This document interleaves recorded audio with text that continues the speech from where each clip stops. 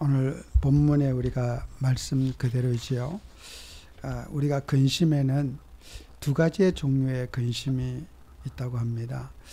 우리가 세상 여러 가지 일들 속에서 사람들이 살아가고 있는 근심이 있어요. 그러나 또 여기에 신앙생활을 잘하기 위해서 어떻게 하면 하나님을 기쁘시게 하고 또 내가 하나님 앞에 소중하게 쓰임을 받을 것인가 하는 그런 또 근심이 있다고 합니다.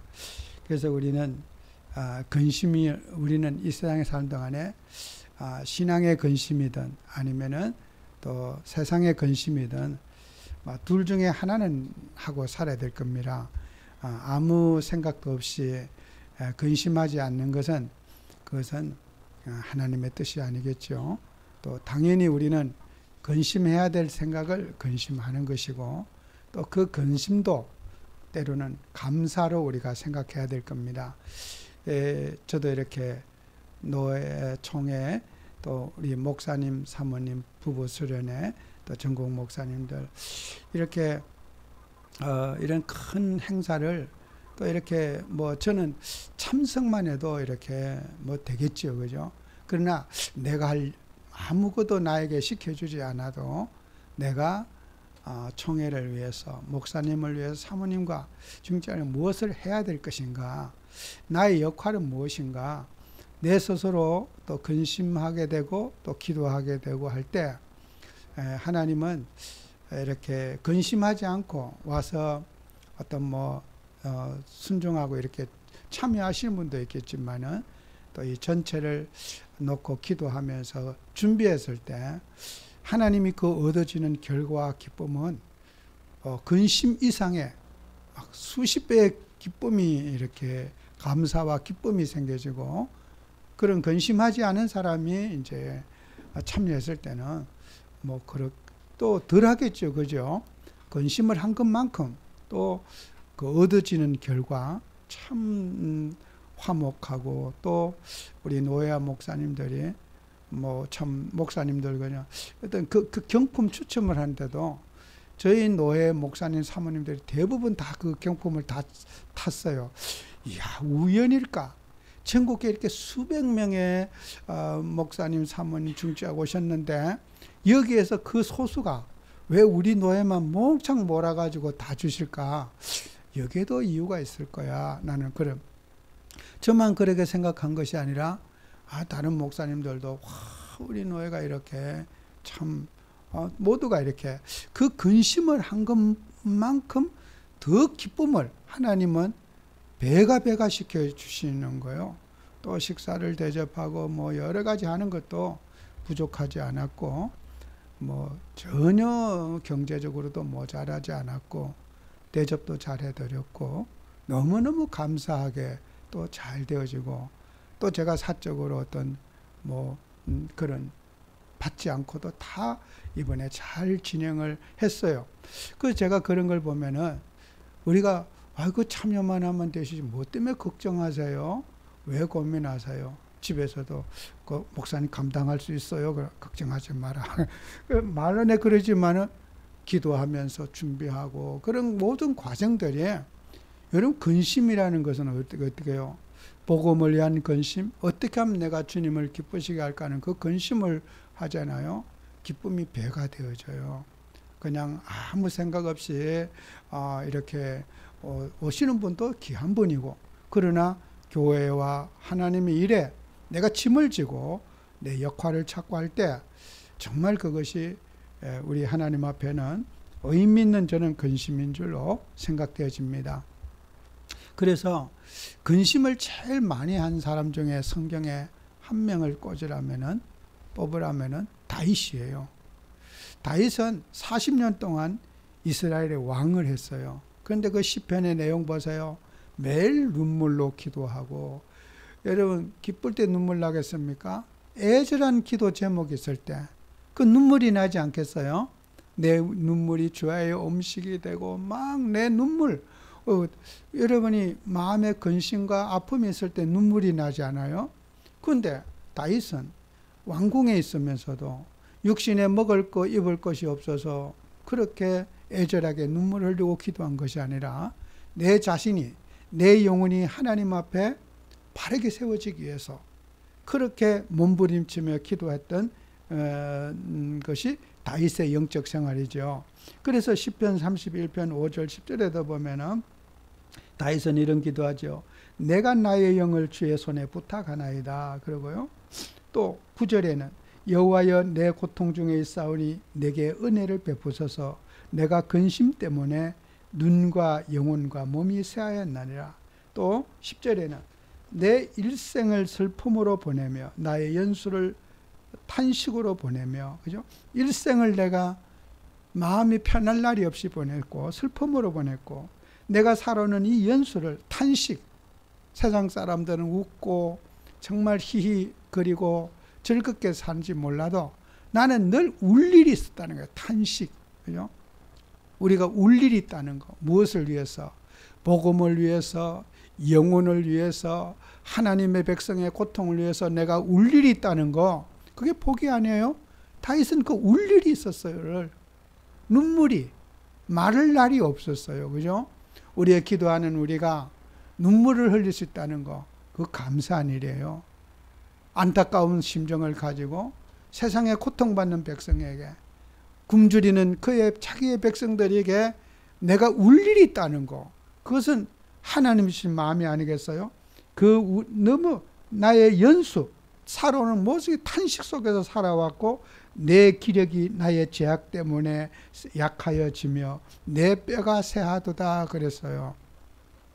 그래서 우리는 세상 사람이 가지고 있는 고통에 정말 우리가 함께 다가가고, 또 우리는 나라와 민족, 또 우리가 선교사님들, 우리가 만나는 모든 사람에게 무엇을 내가 저들에게 영적으로 도와줄 수 있을 것인가, 이죠? 그게 우리 전도자의 마음이고 하나님이 주신 마음이란 말이에요.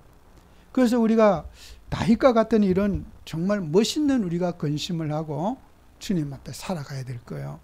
그래서 우리는 정말 하나님을 믿으면서 또 믿음에 사랑하는 모든 동역자들, 관계된 사람, 어려움이 있다면 정말 이렇게 나눠주고 베풀어주면 훨씬 더 많은 그런 돌아와요.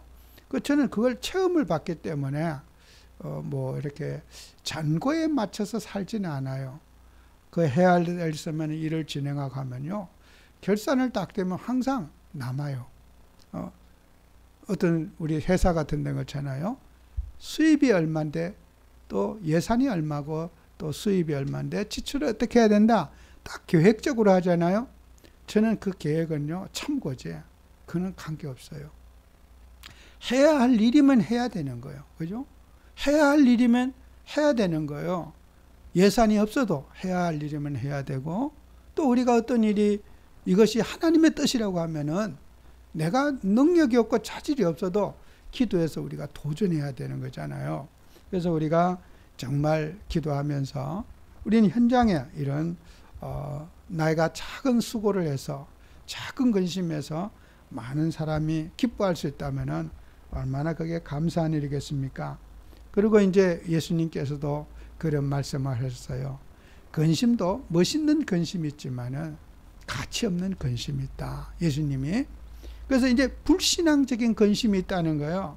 마태복음 6장 25절 34절에 보면 예수님께서 이런 말씀을 하셨어요.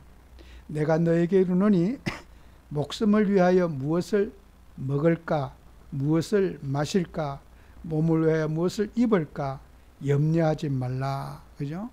이 목숨이라고 하는 거, 우리가 숨을 쉬는 생명체가 먹을 거, 사람이, 우리 자동차도 기름이 있어야지 움직일 수 있듯이 사람도 우리 먹는 음식, 에너지를 먹어야지 사람이 활동을 할 수가 있어요.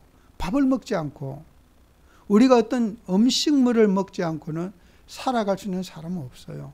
가장 인간에게는 기본적인 것이고 기본적인 근심이 먹는 걱정이에요. 무엇을 먹을까? 그죠? 우리가 풍족한 사회에 살기 때문에 먹는 것에 대해서 우리가 그렇게 간절하지 않아요. 그러나 정말 식량이 부족한 여러 사람들은 이 세상에 어떤 것보다 먹는 것이 제일 소중한 거예요.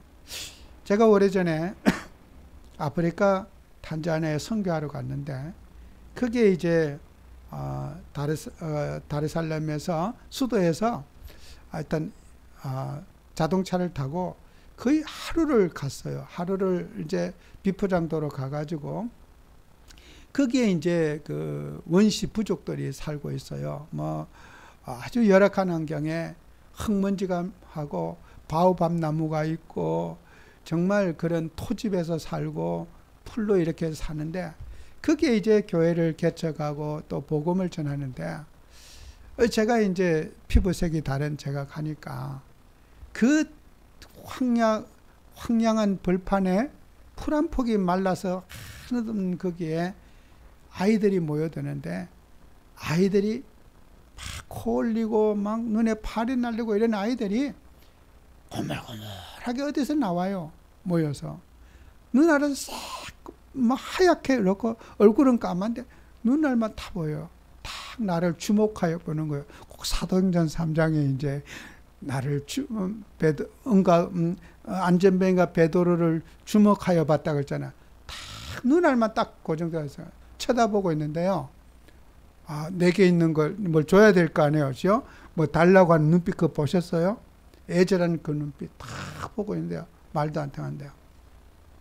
이제 그 사정을 아는 그 사모님이 이제 가기 전에 사탕을 이만한 깡통에 이제 가지고 이거 준비해서 가야 된다는 거예요. 나는 몰랐죠. 그래 이제 그 사탕을 들고 이제 이제 이렇게 하니까요. 그 사탕을 이제 한 개씩 나눠서 이렇게 줬어요. 그런데 이제 그 아기 한 명을 안고 아기에 또 덕에 업고 있는 아주머니가 있어요. 그 한 명 안고 있는 아기에게 주고 등에 있는 이제 아기에게 또 주고 이렇게 이제 한 개씩 사탕을 나눠줬는데 막대 사탕 조금만 걸요. 아이들이 빼고 많은데요. 이제 문제는 아기 업고 있는 어머니 눈빛이 다 고정되어 있는 거예요. 나는 어른은 사탕 우리는 안 먹는 줄 알고요. 그 어머니에게 사탕 줄 생각을 못한 거예요. 내가 얼마나 큰 실수한지 몰라요. 그래서 이제 그랬더니 선교사 사모님이 여기에는 어른들에게도 드려야 됩니다. 그래요. 나는 애기 안고 있는 그 애기에게 주면 사탕을 주는 걸 알았지 어른에게 이렇게 막대 사탕 주는 거야. 그 나중 가서 또 한 개 갖다 드렸어요. 얼마나 맛있게 빨아 드시는지 제가 그걸 이제 이렇게 보면서 사람에게요 이 먹는 거 문제, 생존의 문제 이거는 이 취미가 아니에요. 이 먹어야 된다는 거 이것은 생존의 문제 이거는. 우리 모든 살아있는 생명체가 먹는 것이 얼마나 소중하고 우리가 영양을 먹고 살아가는 것이 얼마나 소중한지 이것은 살아있는 사람의 관심사고 이 근심에서 빠져나올 수 있는 사람 없어요. 무엇을 먹을까? 무엇을 입을까? 그죠? 짐승은 옷을 안 입어도 되지만은 사람은 겨울에 옷을 안 입으면 얼어 죽어요. 그죠? 얼마나 가죽 옷이 귀한지 몰라. 옛날 시대는요. 겨울을 준비해야 되고 이 사계절 있는 곳에 이게 이제 사람이 체온 관리가 사람이 온도가 높아요. 36도나 돼요. 이 체온을 유지하지 않고 이렇게 밤에 예를 들어서 10도가 되는 곳에 여러분 노숙해 보세요. 저체온증으로 죽어요. 영하에 얼어 죽는 것이 아니에요. 36도를 유지하지 못하고 여러분이 한 10도 되는 곳에 계속 거기서 있어 보세요. 밤에 저체온증으로 죽어요. 사람이요. 그래서 여러분이 LA 같은 나라에도 얼어 죽는 사람이 있어. 영하로 한 떨어져요. 노숙인들이 밤에 꿋꿋하게 죽어요. 체온 관리가 안 되게 사람이 무엇을 먹을까? 인간은 체온 관리를 위해서. 인간은 가죽이 없어요. 체온 보호를 위해서 항상 의복을 준비해야 돼요. 더워도 문제고 추워도 문제고 인간은 하여튼 이게 의복이 인간에게는 너무 소중한 거라는 거예요. 그죠? 무엇을 먹을까, 입을까, 마실까. 그죠? 인간은요, 물. 우리 몸에 체중의, 여러분의 체중의 거의 7, 80%가 물로 되어 있대요. 그 물로 되어 있어. 이 물이, 수분이 부족하면 어떻게 해요? 인간 죽어요. 물이 없는 곳에 살 수가 없어요. 물 따라 물이 있는 곳에 집이 지어지고, 물이 있는 곳에 도시가 형성되고, 물이 없으면 도시도 집도 지을 수가 없어요. 아무리 돈이 많아도 물이 없는 곳에는 집을 지을 수가 없어요. 물 중심으로 인간은 살아요. 시골의 농촌 마을도 우물이 없는 곳에는 집을 지을 수가 없어요. 제일 급한 게 뭐예요? 건축 자재가 중요한 게 아니에요. 물이 있느냐 없느냐가 제일 중요한 거예요. 예수님이 하신 말씀, 인간에게는 없어서는 안 될 것이고 꼭 있어야 될 것, 당연한 근심이고 당연한 염려 아니에요? 그래서 우리는 물, 입을 거, 먹을 거, 예수님 말했어요. 염려하지 말아라. 응? 염려하지 말아라. 우리 하나님의 자녀가 당연히 해야 될 염려하지 말아라. 예수님이 비유를 말합니다. 새를 비유를 들고, 새도 먹이고 입히고, 들풀도 자랐다가 지었다 하는 것도 다 내 손으로 하는 거다. 하물며 너희일까 보냐. 그러면서 예수님께서 31절에 다시 한번 반복해서 말씀하셔요. 앞에 말씀하신 거 31절에. 그러므로 염려하여 이르기를 무엇을 먹을까 무엇을 마실까 입을까 하지 말라. 이방인들이 구하는 것이라. 우리는 그런 육신적인 것에 대해서 대책 세우고 막 얼마나 오래 살 것처럼 준비하고 뭐 연구하고 그거 하지 말라는 거예요. 하나님이 다 책임져 주신다는 거예요. 여러분 하나님 믿으세요. 우리가 사람이 살아가면서 이방인들이 그 염려하고 고민하는 거, 그 속에서 빠져나와야지 우리 신앙생활 됩니다. 인간은 두 가지 근심을 같이 할 수가 없어요. 한 가지 근심을 해야 돼요. 그죠? 너희는 그 나라와 그 의를 구하라. 그리하면 이 모든 것을 내가 너희에게 더하시리라. 그죠? 우리는 의식주 문제에 갇혀서 사는 것이 아니라 내 인간의 욕구 충족을 위해서, 야망 충족을 위해서 사는 것이 아니라 주님의 뜻을 위해서 살아야 된다는 거예요. 그래서 우리는 신앙생활을 하기 위해서는 항상 우리 자신을, 갱신을 위한 근심이 있어야 된다. 히브리서 10장 25절에도 모이기를 패하는 어떤 사람의 습관과 하지 말고 그랬어요. 우리 개인 영적 생활이 참 중요합니다. 그죠? 우리는 하나님 앞에서 우리 자신이 늘 나를 세우는 신앙해야 돼요. 저는 가까이 있는 제 아내에게도 가끔 그런 얘기하죠. 우리가 전도가 중요하지만은 내 개인 신앙을 잘 관리하지 않으면 어떻게 돼요? 세속화를 못 이겨요. 세상의 저 흑암과 타락의 문화를 거기에 전도당하는 거예요. 전도하러 가서 전도당하고 와요. 불신자가 가지고 있는 의식, 불신자가 가지고 있는 논리 그대로 가지고 옵니다. 그것 때문에 가정이 불화하고 교회가 갈등하고 성도들끼리 불신자가 가지고 있는 의식이 들어와서 서로의 마음을 불편하게 하는 거란 말이에요. 그 우리는 세상에 살아가면서도 우리 자신의 세속화, 내가 세상에 물들고 세상 의식에 거기에 놀아나고 세상 의식에 내가 그렇게 얽혀설켜 있는 여기에서 어떻게 내가 나를 지켜낼 것인가? 이건 개인 영적 생활입니다. 개인 영적 생활이 없이는 저 세상 논리가 우리에게 들어올 수가 없어요. 이길 수가 없어요. 전도가 쉬운 것이 아닙니다. 전도자는 먼저 내 자신을 점검해야 돼요. 내가 저 사람을 변화시킬 수 있는 건지, 내가 저 사람에게 만나고 어떤 대화를 해도 내가 저 사람에게 영향을 받지 않고 내가 영향 주는, 그리스도로 영향 주는 사람이 될 수 있을 것인가? 항상 우리는 나를 점검해보는 그런 생활이 필요하다는 거예요. 그래서 우리는 날마다 모여서 은혜 받고 기도하면서 우리 자신을 점검해내야 된다는 거예요. 그래서 우리가 기도하면서 저는 웬만하면은 전화 이런 거 잘하지 않아요. 누구한테나. 뭐 목사님들이라도 어디 갈 땐 전화 놓고 가요. 내가 중요한 기도 있고 이럴 때는 아예 전화를 숙소 놓고 다녀요. 내가 그 전화 안 받으면 기도하겠지. 나도 기도하고. 여러 가지 전국과 세계 다 들어보세요. 제 머리통이 뭐가 되겠습니까? 쓰레기통 돼버려요.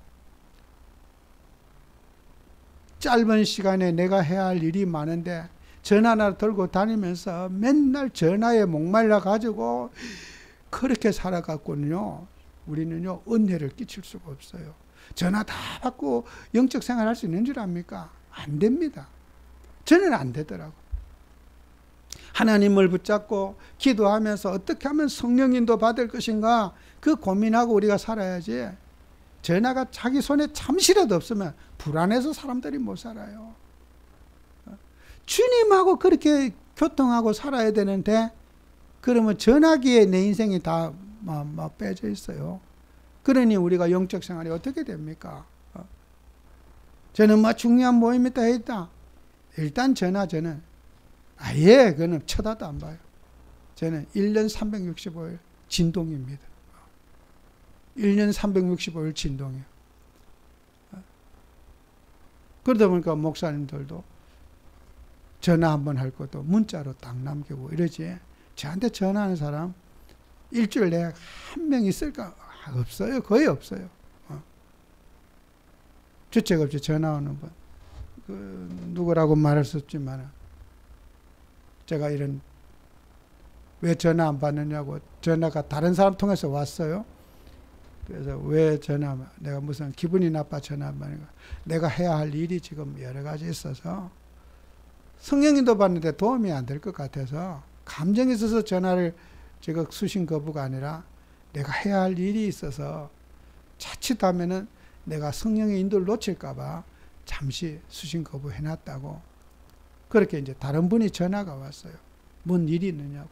내가 뭔 실수를 했느냐고. 실수한 거 없어요.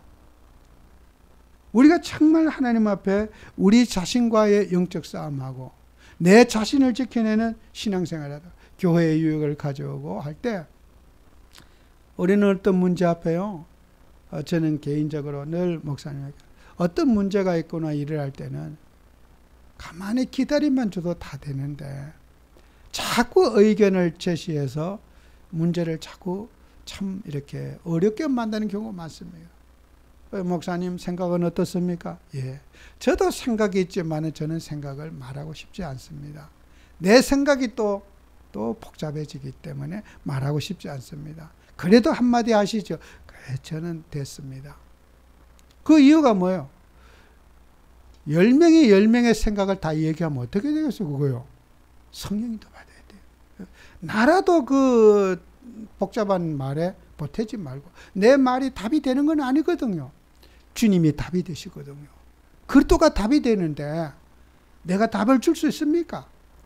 그게 교만입니다. 저는 어떤 일에도 입 다물고 보면 나중에 끝에 가면 해피엔딩이에요. 모두가 정말 또 뭐 실수했다면 또 사과도 하고 받고 그래 넘어가. 정말 우리가 하나님 일 하면서 교회 생활의 유익은요, 우리가 벙어리가 돼서 기도하는 겁니다. 정말 주님 앞에 기도하는 사람을 통해서 교회가 움직여지는 거잖아요. 그래서 우리는 교회 중심의 생활을 잘 우리가 누리고, 항상 우리는 근심을 하되, 육신의 근심이 아닌 어떻게 하면 하나님의 뜻을 세우기 위해서 우리가 근심하고, 교회를, 내 자신을, 또 나와 관계된 사람을 하나님의 뜻을 위해서 우리가 어떻게 하면 저들을 바르게 세울 수 있는지, 정말 우리가 멋있는 우리가 근심을 해야 될 겁니다. 그래서 요한복음 4장 27절 30절에 보면은 예수님께서 수가성에 물동이를, 우물을 떠는 여인에게 예수님이 말씀하시는 거예요. 그 우물 떠러와서, 여자가 우물 떠러와 가지고 예수님을, 그리스도를 만났어요.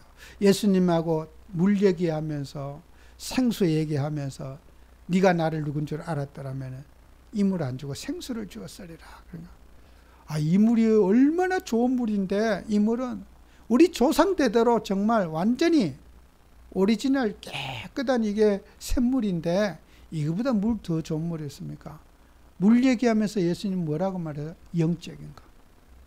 복음을 얘기하고 육신을 얘기하는 것 같지만 영적인 것으로 예수님은 그 여인에게 대화를 이끌어 가지 않습니까? 대화가 육으로 시작해서 영으로 마치는 거예요. 그죠? 예수님의 대화의 화법이 항상 육신의 소재로 시작해서 그 모든 대화를 이끌어 가실 때는 그리스도로 매듭을 짓고 그 모든 대화 내용을 영적으로 매듭을 지어서 그 사람에게 답을 주시는 거예요. 예수님이 이렇게 우리가 했던 화법처럼 우리도 육으로 시작해서 영으로 마치는 대화 화법을 연구하고 기도하고 준비해야 되는 거예요. 어떤 육신적인 농담을 하다가도 또 어떤 육신적인 재미있는 스토리를 얘기하다가도 마지막 결론은 우리 주님께 영광 돌리게 여러분이 대화를 이끌어가는 예수님의 화법을, 예수님의 은혜의 티칭 방법을 우리가 그대로 배우셔야 된다는 거예요. 영으로 시작해서 육으로 마치는 어리석은 자가, 신앙으로 시작해서 육신적인 갈등하다가 마치는 어리석은, 정말 예수님의 화법과는 반대적인 화법을 하는 사람이 세상에 너무 많아요. 믿음으로 시작해서 육으로 마치는 사람, 육으로 시작해서 영으로 매듭을 짓고, 그래서 이 수가 물동이를 버려두고 그는 어떻게 해요? 내가 만난 그리스도를 만났다고 증거하러 가지 않습니까? 예수님 만나고 나서 완전히 사람이 개벽을 하게 된 거예요. 28절에 여자가 물동이를 버려두고 동네에 들어가서 사람들에게 이르되 내가 행한 모든 일을 내가 말한 사람을 와서 보라. 이는 그리스도가 아니냐. 그죠? 자기는 나는 그리스도를 만났다는 거예요. 이 물도른 여인이 물 얘기하다가 그리스도를 만나게 된 거예요. 정말 저는 이 성경의 말씀을 한 절 한 절 이렇게 보면서 정말 예수님처럼만 할 수 있다면 최고의 멋있는 사람이다 말이야. 어떤 사람은 육신적인 말한다고 다 거절시키고 막 이렇게 아니라 다 들어주면서 얼마나 예수님의 그런 사람을 대하는 그 접근법이 따뜻하고 부담스럽지 않고 모든 얘기를 다 들어주면서 영적으로 그들을 결론 지어주고 세워주는 그들의 그 예수님의 그런 전도 방법을 보면서 나도 예수님처럼 할 수 있으면 얼마나 좋을까. 정말 우리는 예수님의 이런 화법을 우리는 꼭 배워야 될 거다. 이것은 저는 기준이라 생각합니다. 그러면서 예수님은 또 먹을 것에 대해서 또 얘기합니다. 제자들이 그래요. 예수님 밥 잡수세요. 그런가? 밥. 제자들이 예수님에게 이제 물어요. 진지 잡수세요. 그러니까 나는 이미 다 양식 다 먹었다. 그러니까 누가 지금 이 시간에 예수님한테 우리가 밥 지어놨는데 밥 갖다 줬느냐? 제자들이 깜짝 놀란 거야. 내가 먹을 양식은 하늘의 양식이다. 그래요. 예수님은 모든 그런 대화의 소재를 뭐요? 영적으로 이끌어 가시는 거예요. 그죠? 내가 주는 하늘의 양식을 내가 먹고 산다. 들의 밭을 보라. 지금 아직 추수 때가 넉 달이 지나야 추수하지 않느냐? 그러나 그 육신의 추수가 아닌 영적인 추수. 지금 밭에 추수할 것은 휘어져서 곡식이 다 익어 있다. 지금 밭에 추수해야 된다. 그래서 추수한 일꾼에게 일꾼을 구하고 찾고 기도해라. 예수님은 기도 제목까지 딱 주는 거예요. 육신에 먹고 의식주 문제에 매여서 사는 그들에게 예수님은 뭡니까? 영적인 양식을 먹어라. 그리고 영적인 추수를 해라. 예수님의 그 제자들을 이렇게 양육하고 이끌어가는 방법, 정말 성경 보면요, 저는 우리 예수님처럼 강의하시면은, 설교하시면은 100점이래요. 누구에도 부담스럽지 않도록 예수님은 이렇게 사람들에게 관계 속에서 영적으로 이끌어가요. 그죠? 결론입니다. 우리는 세상을 세속화를 주의하라. 그죠? 우리는 세상의 논리를 정말 이기지 못해갖고 예수님은 어떤 문제를 만나도, 어떤 육신적인 얘기를 들어도, 어떤 육신적인 관심을 가져도 영적으로 결론 내리고 영적으로 자기 백성에게 영적인 것을 붙잡게 해주는 우리 예수님의 화법처럼 우리들도 영적으로 무장되어서 예수님과 같은 이런 우리가 전도하는 축복을 누리는 한 주가 꼭 되시기 바랍니다. 기도합니다. 주님, 오늘도 우리는 주님의 음성을 듣고 주님의 말씀처럼 살기를 원합니다. 세상에 우리는 어떤 논리와 말 속에서도 속지 아니하고 정말 저들을 복음으로 수용하고 또 영적으로 정리해서 제자들을 세우고 또 가르칠 수 있도록 주님이 역사해 주시옵소서. 예수님 이름으로 기도합니다. 아멘.